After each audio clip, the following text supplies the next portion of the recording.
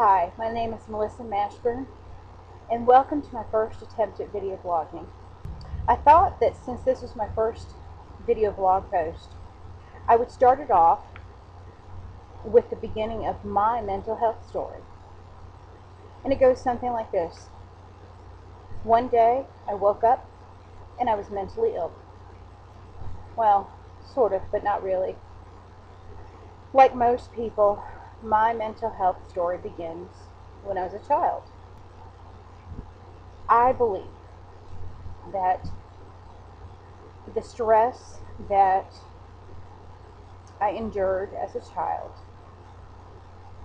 probably made my brain just a little more vulnerable to depression and anxiety than it probably would have been. And there was times when I was a child that I was extremely stressed. And most of my stress was a result of my mother's stress levels.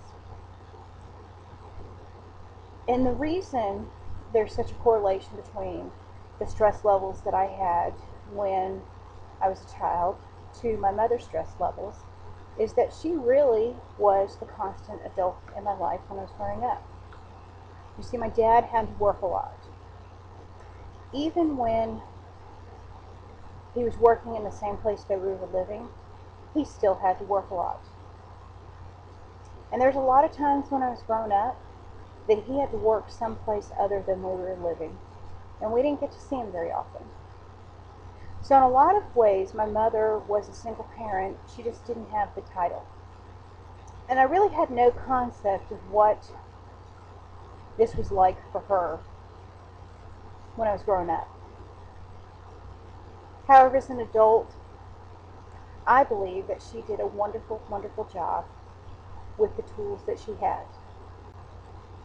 And because of my childhood stress, and often a really not happy childhood, I believe that my tendency to needlessly worry began at an early age. And so did my glasses half empty thinking. You know, I honestly, looking back, can't think of a time before I started depression recovery where I was not always anxious and worrying, and where I just didn't always have negative thoughts and feelings about just about everything. It became so ingrained in me from such an early time. And, you know, there's a lot of medical terms floating around about what could have happened to my brain during that time of high stress as a child and constantly living in a flight or fight mode. You know, but the end result is that the amount of stress in that flight or fight mode could have changed my brain chemistry. But I don't think that is solely responsible for why I developed a mental illness. The truth is, because of inherited genes, my brain was already vulnerable towards developing a mental health issue. And if those brain chemicals were altered due to stress and the flight or fight response, it just made my brain a little more vulnerable. Nothing more, nothing less. You know, and I believe I went through a lot of years being very angry with my mother and having very negative feelings towards her. And I missed a lot out of our relationship because of having those negative feelings and blaming her for so much of what was wrong in my life. But I believe now that if I continued to blame her for all the ills that happened to me as a child, that my negative thinking, glass is half empty, constant worry and anxiety would still be a huge factor in my life.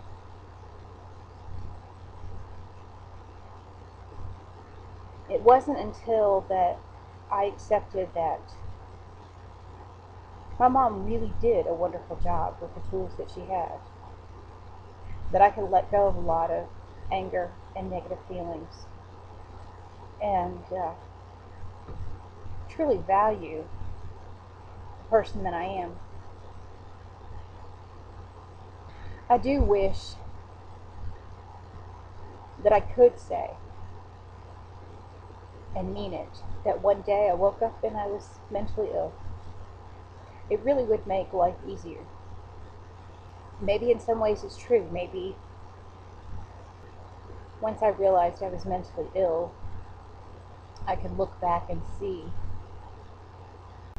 how ill I had been for many years and didn't realize it, and the people around me didn't realize it. And there was things that happened as a child that probably changed my thinking. And those things had absolutely nothing to do with my parents. I learned early on to self-isolate. I was the odd man out. Dealing with kids my own age was really difficult. It was as if they could see this weakness in me, and it was like they went for it every time. And so there were a lot of factors that caused me stress. And there was a lot of factors that caused me to be sad.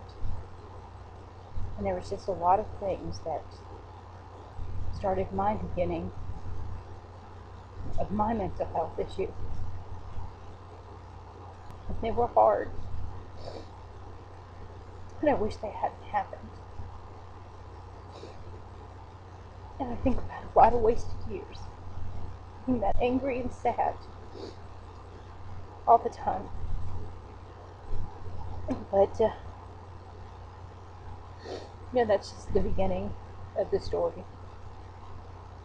And even now, even though I'm in depression recovery, my story is not ended. I just hope and pray and believe that this point on in my story, up until it ends, and that my life will continue to be happier and more joyful than I ever knew before.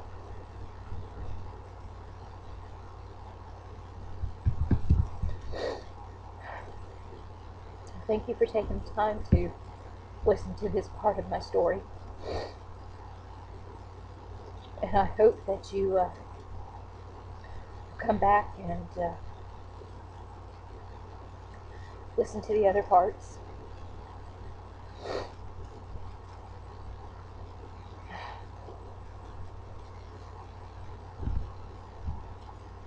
And I promise not to always get so emotional when I do these things. In fact, I surprise myself.